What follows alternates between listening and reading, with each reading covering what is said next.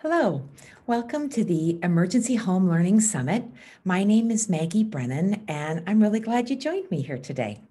What I'm going to talk about are some creative online assessment techniques. I'm really interested in the topic after I saw a meme online. My daughter showed it to me, and it said, what's the point of final exams if everybody knows we're just going to cheat on them anyway? Maybe you saw that in the description of the course, but it actually happened to me. And I thought to myself, what? No, come on, we're better than that. Come on, we can do this. So I put together this presentation. I've given it to teachers and educators all over the country and all over the different places in the world. And I really think it's got some great ideas that can help anybody who is in the situation where they're trying to assess whether the students have learned or not. I've got some good ideas, so let's just jump right in. Before I do, one last thing. I'm kind of a believer in short and sweet presentations. So this one will be no longer than 30 minutes. My goal is just to give you a bunch of ideas and let you take them and run with them. But if for any reason you have a question or a comment, or you don't understand what I was referring to with a particular technology or whatever it may be, please feel free to reach out to me. My email will be on the very last slide, and I'd be more than happy to answer any questions that you have. Okay, let's jump right in. First of all, who am I? I am Maggie Brennan. I'm a former teacher. I worked for many years in New York, just outside of New York City. And now I'm an instructional coach and an educational technology specialist. I work as a consultant in a couple of different areas, actually, but mostly since the global pandemic has hit, I've had a tremendous, much more of a focus in educational technology and online teaching and learning. I live currently in Buenos Aires with my, excuse me, with my Argentine husband and my 3 children. They're in college and they're all studying from home. But I work online all over the world. I have clients. I'm fortunate to have clients and customers, a lot of them in the United States, but also in Europe and South America. And I'm bilingual. If anybody has any questions or comments in Spanish, I'd be happy to answer those. And obviously, if you'd like to look me up, brennan-consulting.com. Okay, so what are we talking about actually today? What am I really talking about? Well, first, we're going to talk about some generalized best practices of online assessment. Obviously, teaching and learning comes first, and then assessing comes after that. But we want to talk about what are some good practices to get us to the assessment stage of the actual unit or learning or the semester. And then secondly, some specific technology tools and examples as to how to use them in lots of different subjects and different levels. So you could see all different ways of employing those ideas. And then lastly is really how to discourage the cheating that may be a little bit more tempting these days since the kids are alone at home and working online. Because let's face it, nobody really wants to feel like they're the police. Nobody wants to feel like you're doing more guarding and controlling than you are teaching and learning. So that's the goal for today. So how are we doing this? I'd like to first take a step back. And I just want to say, hey, everybody, let's remember what we're really doing here, what's important. Teaching and learning are a lot more important than the assessment and the grades. You know, knowing your students and making a connection with them and maybe really just pulling back on your curriculum is probably the most important thing you can do right now. Figure out what's really core in your curriculum, what's really core to your class and to who you are as a teacher. And let's focus on that. So my motto this year has been do less because we really need to develop our relationships, our student-teacher relationships, more than the content. Let's face it, what do you remember about any of your elementary school, high school, or college educational experiences? Is it the content of the class, or is it the teacher, or the other people you knew in the class, or an exchange that you had?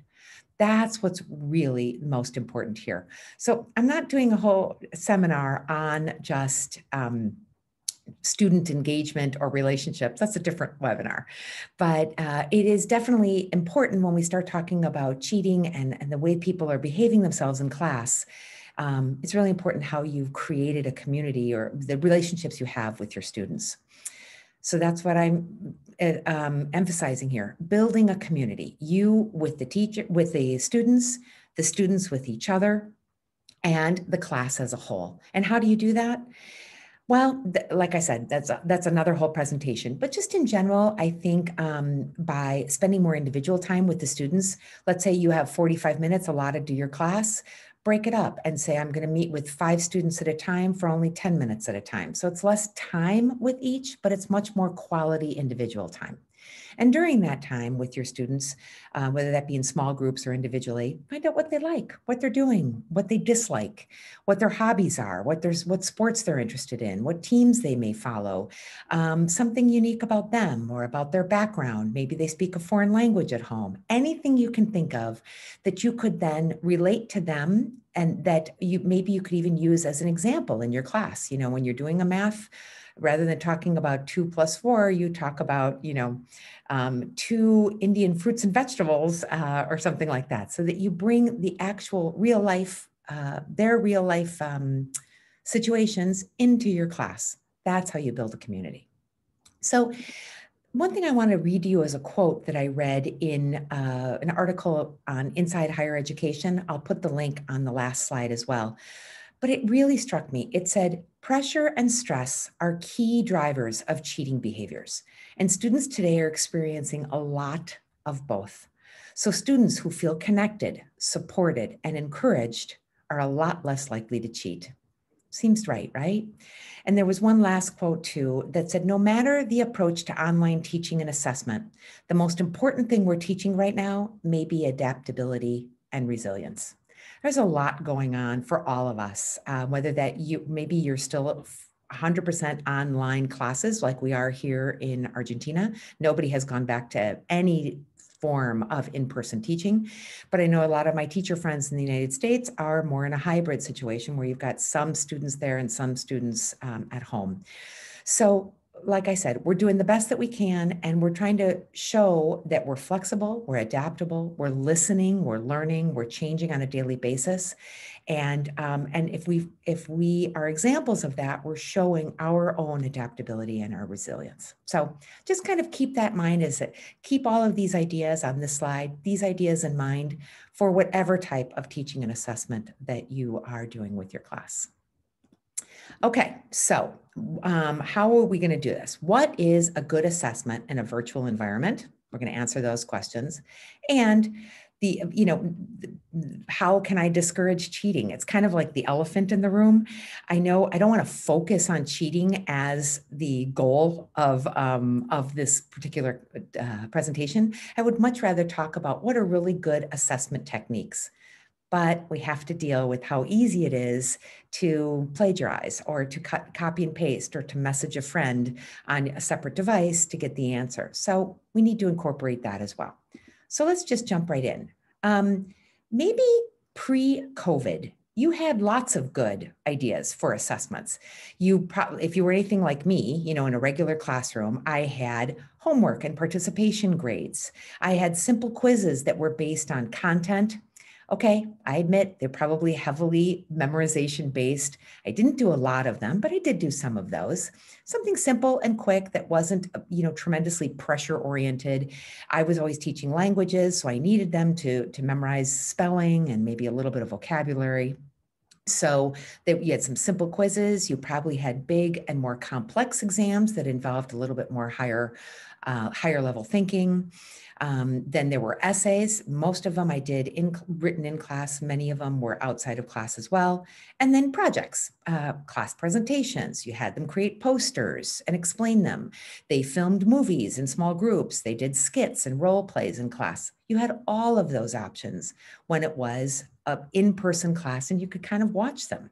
But unfortunately, right now, many of these are not viable. For example, homework and participation grades are much more complicated. As we know, many students have participation issues because they can't have their camera on, or they don't have Wi-Fi, or they have a particular situation in their house that they don't want to show, so they turn off their microphones and their cameras. So that's much more complicated. Simple quizzes based on content are just too easy to cheat on. Bigger and more complex exams, again, are a little bit more complicated to administer. And essays are just an invitation to plagiarize, unfortunately, when it is written at home on their own. So that really leaves us with projects, like I was talking about. So let's dive a little bit deeper into projects, because what can we really do now? All right, here are the other options for online assessment. We could police them by watching them on Zoom. I had my son and his friends were in a class that the camera on the computer monitored how many degrees of an angle their eyes would go over to the side, and that would tell the teacher who was monitoring whether they were cheating or not. Clearly, that doesn't work very well. You don't want to feel like the cheater. On top of it, the students don't do very well when they feel like they're being accused of cheating all the time. You could time them very strictly. I had another friend who did this. She did 20 questions in 40 minutes. And needless to say, that puts so much pressure on it. Even the students who normally do well did very poorly. And that particular example that I'm referring to, she had 60% of her class fail the exam in that case. Okay, maybe we just give them the regular test anyway and hope that they don't cheat. I think that kind of leads to some grade inflation. I'm not really sure that's the best idea either, because like I said, it's just tempting to look it up or text a friend. So I just want to also say that not only are we going through this questioning of how can we really teach so that they learn, and how can we really develop online, good online assessments, the students are going through their own quandaries of this. I have a good friend whose daughter is about to take an entrance exam for one particular college. They had to study some things online for about a month, and they have to take the entrance exam, which is normally in person. And instead, this year, she has to take it online. And she said, it's really bad because I have to compete against people who I'm sure are cheating and are going to do better than I am. Or I have to make the decision that if I am tempted to cheat, if I get caught, I won't be able to get into the college that I really want to go to if I get caught, and when I could have gotten in if I had not cheated, and I've just based on my own skills and knowledge, which she's confident she can get in. So I'm just telling that story because I want you to realize that many of the students are going through these questions in their minds too. It's not only the teachers. It's really important for us to recognize the struggles and the fears and the stress that they're under as well, So they're trying to make the right decisions too. So the only option, I believe, is the best option, even in the best case scenario when we're in class, is to encourage the students, instead of taking a typical test, to produce something original. And what do I mean by that? Producing something original refers to the students using the concepts that they learned in your class and in this particular unit, and then applying them in a new situation, or applying them to their project or to their product. So this is good in many ways. They have to really learn the material in order to produce something on their own. It requires a lot more higher level thinking skills. They have to apply knowledge. They have to analyze things. They have to critically think in order to produce something new and original. And normally these types of projects require creativity, which is excellent for our students as well. It involves student choice, which we like to give them a voice, and I like to give them, some autonomy, as well as autonomous working habits. They've got to do it all on their own in a specific time period. So all of these are excellent reasons why we should be encouraging these types of projects in our online assessments. So now we got to the good stuff. What are some specific assessment ideas that I think would be great for any type of online class? One, presentations, just like you used to do in class. Have them do them live. Give the students, you could do them in small groups, or they could do them individually, where they're on the Zoom presenting live. I think it's a great experience for them to see what it's like to be the one presenting, to be in your shoes, to see what it's like when people turn off their cameras and their microphones, or to see what's like, when people move all the time and how distracting it is. I think it would be great for them to experience what that's actually like, to be the one making the presentation. You can do it as a full class if you'd like, It's probably even better that rather than having the full 25 students together on Zoom, maybe you could break it up and have 5 students present for 20 minutes, where each one makes a presentation for 3 to 5 minutes, and then it's a little bit more, a little bit easier to have some type of discussion afterwards if it's a smaller group. You could also do project-based assessments with original content, just like probably you've done in your regular pre-COVID days. You would have them do a biography on a famous person in your subject area. They could do research projects on different topics that you're discussing in your classes. They could do cultural presentations, which was a favorite of mine in my language classes, to research a tradition, a holiday, a food, etc., and speak about that. And they could do it in all different formats, in a written format, an oral format, a video format, anything that they would like. They have to research and produce something original. I think audio projects like podcasts or any type of purely audio recording is vastly underrated and not very often used. I had a great experience doing this in my own class, where I would ask a specific question. You can vary the questions amongst your students, and they have to answer them in a spontaneous manner, recording their response. They could use a voice record app. Here are the images of those particular apps. There's an app called Voice Record Pro. It's free. And there's another one, the Voice Memos app comes with their iPhone, and they could easily use that as well. They're editable. You cut off the beginning or the end. They could slow down their speech or just record it and send it in. You know, as the students get older and older, they're not interested in being on camera. And I think it's a little less daunting sometimes to just purely concentrate on the audio aspect of a presentation. You know, it focuses on diction, on pronunciation, on rate of speech, as well as the content of what they're actually saying. So it could be a nice alternative to just do a pure audio project. They could even create a podcast where they're interviewing somebody as well. They could go back and forth. So let me give you some more ideas. There's always great video projects. They could use iMovie, which comes as part of the Apple suite of products. Spark Video is both an app and a website that is it's actually Adobe Spark Video. They could put up a series of small little short videos on their own private YouTube channel. They can record with their phone and upload any type of video project. I used to love to take something we've already done in class, for example, a text that we read or a short story, and have them change the beginning or change the end or add a separate funny character and then retell the story. There's lots of different things you can do. Or I love the idea of a YouTube channel where they have to do very short little videos, 30 seconds each, answering little questions or performing little skits or role plays. Again, it just has to be original content. Or you could give some type of listening comprehension. Have you ever, I don't know if anybody's used Pear Deck. It's an excellent extension on Chrome, which you use with Google Slides. And for example, you could do this either live, or you could set it as a homework that they listen to an audio recording of you presenting something orally. And that could be one slide. And then the very next slide is an interactive question. It's normally a question of comprehension to see if they understood what you just got done saying. You could also do this live where I said you just read something, or you say a particular paragraph worth of information spontaneously, and they have to answer the spontaneous questions, or the interactive questions as you go along. Pear Deck is with Google Slides is a great way to do something like that.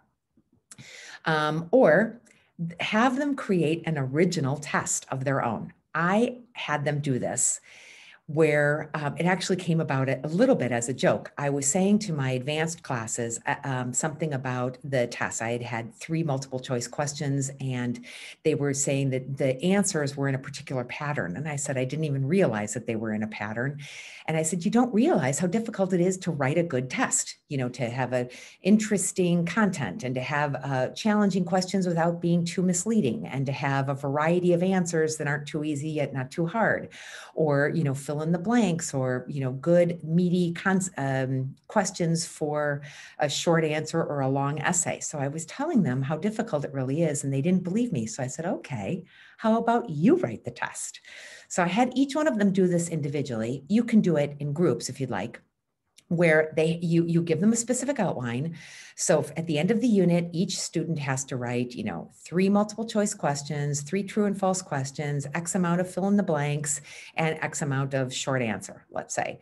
And they have to turn in a blank copy of the test. And then they also have to turn in one where they have filled in the answers. It's a brilliant way to make sure they all have original content because, obviously if 2 people hand in the exact same test, you know that they cheated. But they also get an experience for what it's like to write a test, and they clearly have to know the content in order to be able to do it. So it was a lot of fun. They said they really learned a lot in the process. So I encourage you to try to do the same. Here are the logos, just so you can identify which technology tools I'm recommending. So that one is iMovie. This one is Spark Video. YouTube, you probably obviously know, and Pear Deck extension on Chrome looks like that. Okay, more ideas, moving on. What about a portfolio? Having them reflect on their own work over the semester to show where they went, where they started and where they went to, their progression. You could use Seesaw, which is an excellent free online, it's both a website and an app that you could use. There is a paid version, but you could easily use the free version. And what they do is they upload either a handwritten note, or they upload a photo of what they've done, or they can upload a little video that they've prepared. And then once it's up on the Seesaw platform, then you can annotate it further. You could annotate it with your voice, and they could say, this is what I did in September, and look how I grew and improved that in October and November. So definitely the reflection piece is really important for them to show what they've done and how far they've come.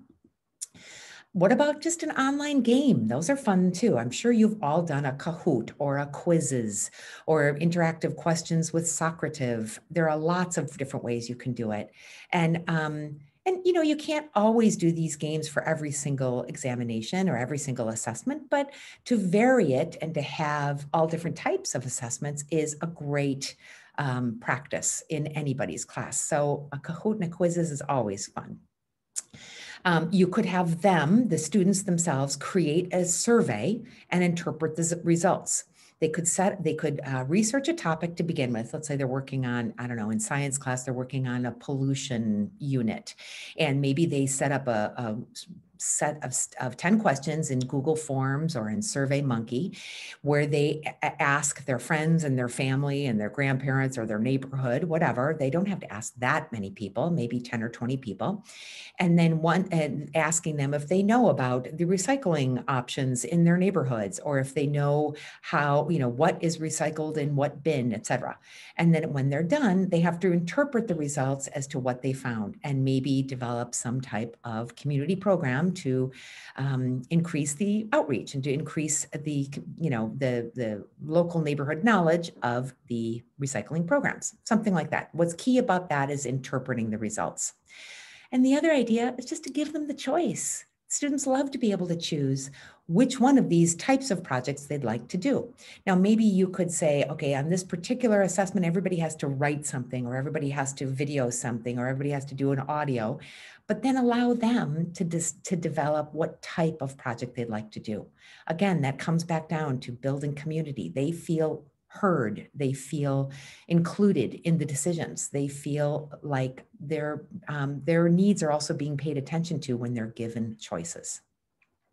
So here again, here's the Seesaw logo, Kahoot, you probably know, quizzes, and SurveyMonkey. Just so you have a visual, I'm a visual learner myself, so I thought you'd like to see the logos there as well. Okay, and then the last idea I have is for an online teaching model, which are PBLs, or project-based learning. And this is a little bit different than what I was saying earlier, because this is much more of a long-term project. I normally think of these as going on an entire semester, and it could even be an entire year. What it is the students spend a good amount of time researching and choosing the topic that they want to work on. Again, this could be individual, or it could be a small group project. They need, let's say 2 weeks to even come up with, brainstorm ideas, research the possibilities, and choose their topic. And then at that point, the teachers need to start to provide intervals by which each next stage of work is due. So maybe the first 2 weeks is researching and choosing topics. The second 2 weeks is creating an outline and deciding on group roles. The third set of 2 weeks is fleshing out all of their information and making sure they have multiple sources to back up all of their ideas. What's really important is that you meet with them in these small groups or individually at the end of each one of these stages to make sure that they're staying on track and make sure that they're really meeting their goals. And so that you don't get to the end of the 3 months and they're still like, well, I'm not really sure what I want to do. That's not going to work. I had a friend who tried this and she said she felt like as long as they completed every one of their stages, that it kind of led to grade inflation, that everyone had done what they were supposed to do. So therefore everybody got an A. And I said, well, that honestly seems like you as the teacher needed to get through one whole cycle of this type of project-based learning for you to realize how you need to change maybe the intervals, or how you need to change your outline for what they need to do, and how you need to make sure you're challenging them. You're really pushing them to develop something unique and creative and something in depth. Maybe it was just a little too superficial in the past. So then you iterate and you change and you improve for the next time around. I just think it's a great idea. And by the way, it ends with a gallery walk, which is what I used to call a gallery walk, is when you would invite other students and the parents to, let's say, the gymnasium where everybody is displaying their projects. So you can't probably do that now, or for the next few months at least. So you probably have to find a way to do it online. And the simplest way, I'm sure there's plenty of ways, but the simplest way would be to have the students put their project up on like a Google Drive folder, or even just a Google Docs, so that they have their audio or their video or their information in a Google Doc, and you share it with parents, with other administrators, maybe other teachers, other students, and other people can make comments in the margin, or at least just be exposed. If you don't want comments, that's fine too, but at least to have their students sharing their work. Another way you could do, another great way of sharing work is to have them make a presentation on Flipgrid. They could, as if they're giving a live presentation, they record their video on Flipgrid and then share it with their parents, their grandparents, their communities, their students, their, other classes. And as you know, on Flipgrid, other people can respond to your specific video, and they could give their feedback. We could always give a good solid idea that to other students that it's important to give positive feedback, not only constructive criticism, but sometimes you need to give a little outline as to how to give feedback as well. But feedback is a really important tool, because again, they need to feel like people are listening and that people are involved and that they're a community. They're not just making a presentation in the corner of their bedroom, So those are all good ideas as well. Okay, so there you have it. That's my summary. What is important here? I said, 1, remember what's important, build a community, develop your relationship with your students first and foremost, because that's what I think they really need right now. You need to develop creative, original projects that will assess the students and encourage their learning. And let's try to forget all the policing and the bad ideas and just focus on something creative and original for the students to do. So thank you very much for coming. Those were my ideas for creative online assessments. And like I said, I really hope that if anybody has any questions or concerns or problems, please feel free to contact me at Maggie@Brennan-consulting.com. Thanks so much. I look forward to your comments, and I hope to see you all very soon.